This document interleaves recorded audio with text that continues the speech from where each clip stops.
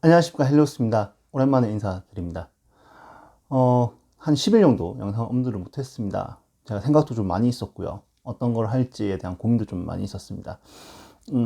앞으로 제 채널은 제 전공 분야를 충분히 살려서 취미 활동처럼 좀 운영을 해볼 생각입니다. 정치에 대한 이슈들을 풀고 그것에 대해서 이야기를 하는 하나의 주제를 정해서요. 첫 번째로 오늘 이야기 드리고 싶은 건 이겁니다.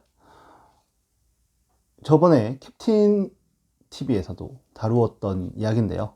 좀 다른 관점을 접근해 보려고 합니다. 왜 우리나라의 진보는 민족주의적이고 보수가 오히려 국제주의적인가에 대해서 이야기를 좀 해보려고 합니다.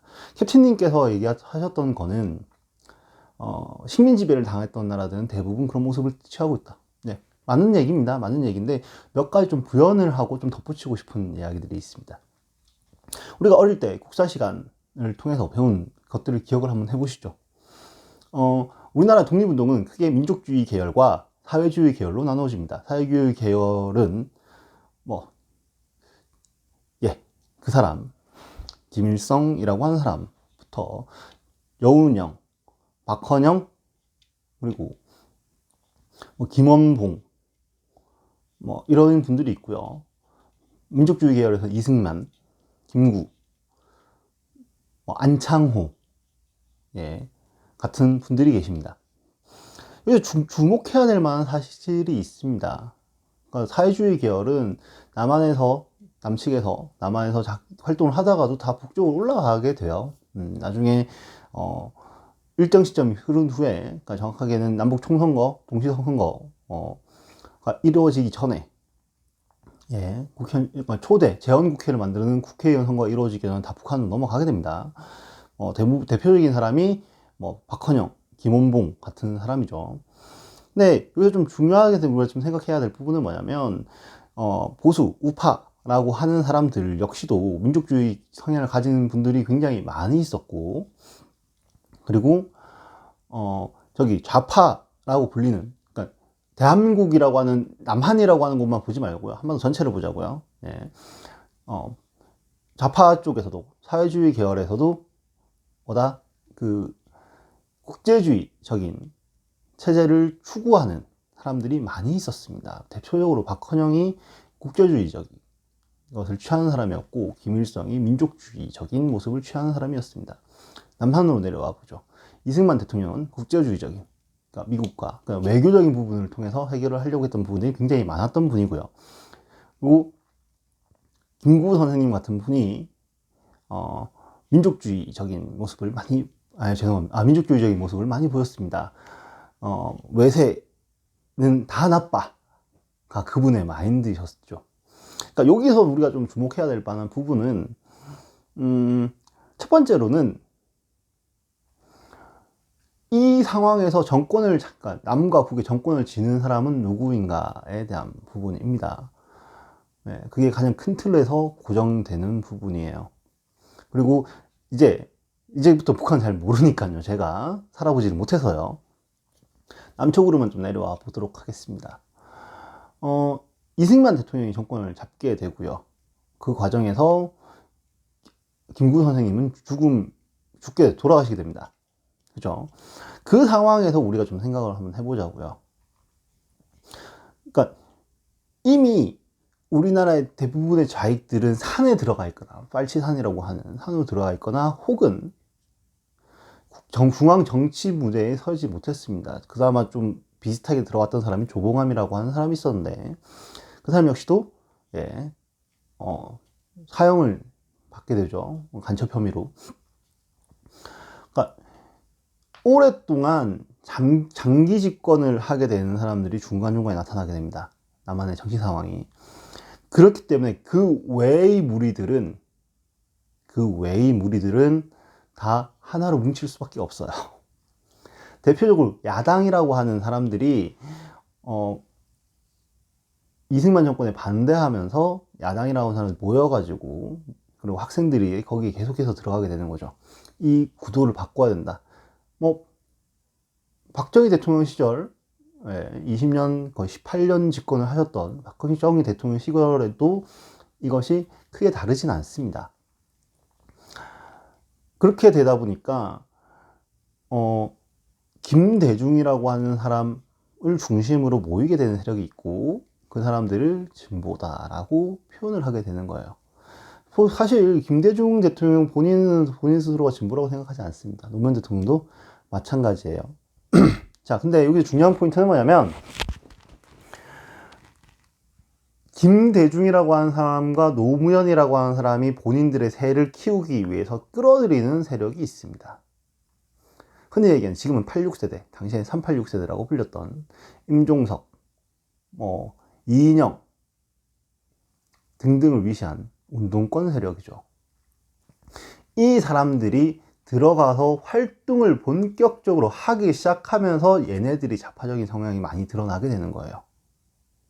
그러니까 진보가 되는 거죠. 예. 근데 여기서 조금 더 우리가 좀 고민을 해볼 필요가 있는 게 뭐냐면, 자, 그 사람들, 지금 우리나라에 그때 당시에 86세대, 그 이후에도 마찬가지고요. 좌파, 흔히 얘기하는 진보 진영에서 크게 두 가지 부류가 있습니다. 하나는 NL이라고 하는, 내셔널 리버티라고 하는 민족주의 계열이 있고요. PD, 프로레타리아트 디모크라시라고 하는, 민족민주라고 하는 계열이 있습니다. 이 친구들은 되게 국제주의적인 성향을 많이 보여요. 하지만 PD 계열은 이 얘기에 화를 낼 사람들도 있을 것 같긴 한데, 뭐 안 보겠죠, 제걸. 도태됐다고 보면 됩니다. 예, 도태됐어요. 소련이 무너지고 난 이후에 굉장히 많이 빠른 속도로 도태가 됐습니다. 그러다 보니까 남아있는 진보 세력이 다 민족주의적인 성향을 가진 사람들만 남게 되죠.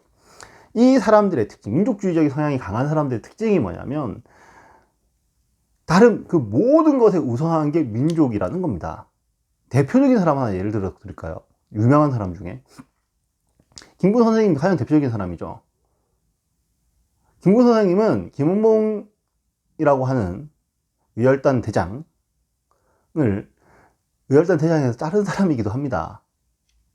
왜냐하면 이 사람이 사회주의적인 것에 심취하기 시작하면서 그 사람을 내쳐요. 능력은 있지만 난 사회주의자랑 같이 독립운동을 할 수가 없다. 뭐 그 전에 많이 당한 것도 있고요. 예, 그런 것으로 하면서 내치게 되고, 김은봉 씨는 또 혼자서 이렇게 활동을 하게 돼요. 독자적인 활동을 하게 되고 사회주의 쪽으로 넘어가서 활동을 하게 됩니다. 임정관 더 이상 활동을 하지 않게 되는 거죠.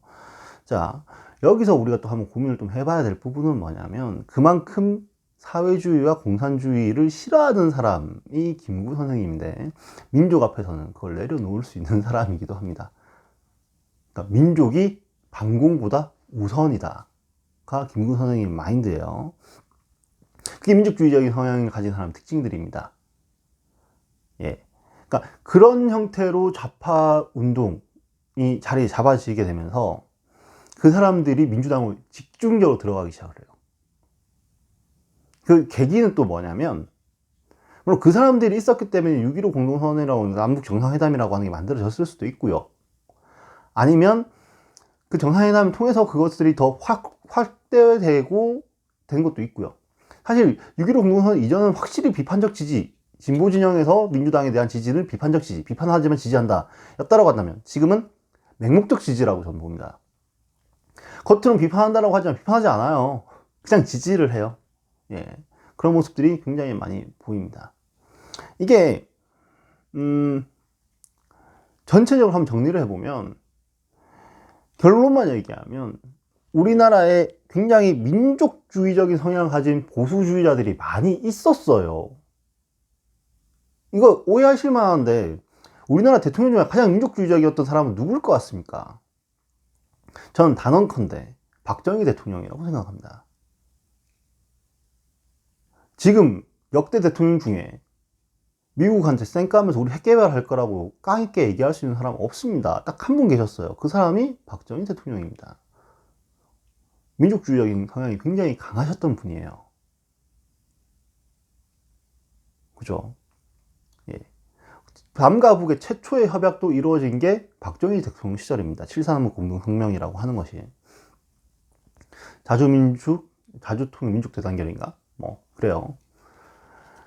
그러니까 그런 것들, 민족통일 3대 원칙을 협의하고 했던 것도 역시나 박정희 대통령 시절입니다. 간단하게 말씀 정리를 해드리면, 이런 흘러오는 과정 속에서, 이렇게 쭉 흘러오는 과정 속에서 좌파의 좌파 세력, 그러니까 진보주의 세력에서 민족주의적인 입장을 가진 친구들이 세력을 잡았고요. 우파에서, 원래 이게 다수였어요. 그리고 우파에서도 국제주의적인 것들을 이루고 있는 사람들이 정권을 잡았어요. 이게 박정희 대통령과 전두환 대통령의 가장 큰 차이는, 박정희 대통령은 오래 집권하면서 집권의 정당성을 늘 가지고 있었어요. 미국이 없어도 난 집권할 수 있다는 게 기본적으로 베이스에 깔려있는 사람이에요. 하지만 전두환 대통령은 사실 쿠데타를 하면서 미국의 지지가 필요했던 사람입니다. 그러면 그때로 보수에서 확 넘어간 게 있어요. 국제주의로. 역사적으로 본다면. 근데, 그리고 그 시점을 지나면서 진보 진영이 확 민족주의로 돌아서는 게 있습니다. 예.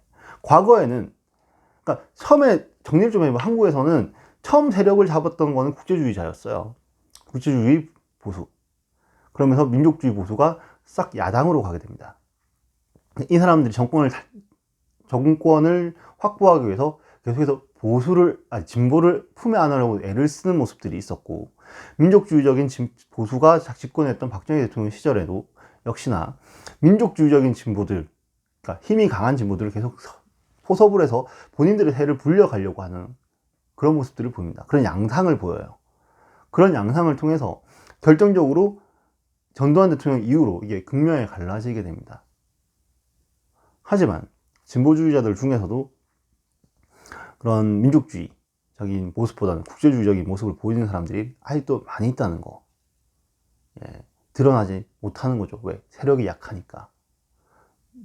똑같이 보수주의자들 중에서도 민족주의적인 부분을 강조하는 사람들이 많이 있습니다. 하지만 세력이 약해서 드러나지 못하는 거겠죠.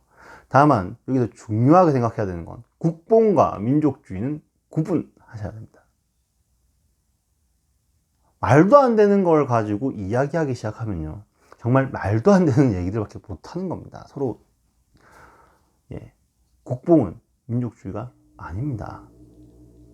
민족을 위하는 것이 우리나라가 대단하다라고 뽕삐를 받아서 얘기하는 것도 아니고요, 북한이 우리 민족이니까 무조건 품에 안아야 된다라고 얘기하는 것 역시도 아니라고 저는 생각합니다. 민족주의는 기본적으로는 내셔널리티거든요. 국가주의 안에서 발생되는 겁니다. 그렇기 때문에 우리나라의 국익을 위한다라고 하는 것 자체가 민족주의적인 모습을 강하게 보이는 거다라는 기본 인식을 가지고 가져야 됩니다. 그걸 위해서 다른 것들을 어떻게 활용할 것인가, 우리 같은 경우에는 북한을 활용할 것인지 미국을 활용할 것인지 중국을 활용할 것인지에 대한 부분으로, 북중을 활용할 것인지 미일을 활용할 것인지에 대해서 진보와 보수가 굉장히 많이 나누어진다라고 저는 생각을 하는데, 그 모든 것들을 우리가 한 번쯤 생각해 봐야 되는 겁니다. 우리나라에 그간에 있었던 그런 복잡한 정치 체계와 몇몇의 사건들 때문에 지금 이렇게 나누어진 겁니다. 다만 민족주의도 오해가 있고요, 국제주의도 오해가 있는 겁니다. 민족을 중요하게 생각한다고 해서 북한을 동의하고 동조하는 거, 3대 세습을 동조하는 거, 저는 글쎄요, 그게 민족주의일까요? 국제주의적이라고 해서 일봉에 빠져가지고 일본이 우리보다 낫고 이 미개한 조선진들이라고 하는 게 국제주의일까요? 한번 생각해보는 그런 화두를 던지고 싶었습니다. 저는 오늘 여기까지 이야기를 할 거고요. 굉장히 너무 많은 얘기를 해서 조금 정리는 안 되는 느낌입니다만, 오늘도 제 영상을 봐주셔서 감사합니다. 내일은 또 다른 이슈와 정치 얘기로 찾아뵙도록 하겠습니다. 지금까지 전 헬리오스였습니다. 감사합니다.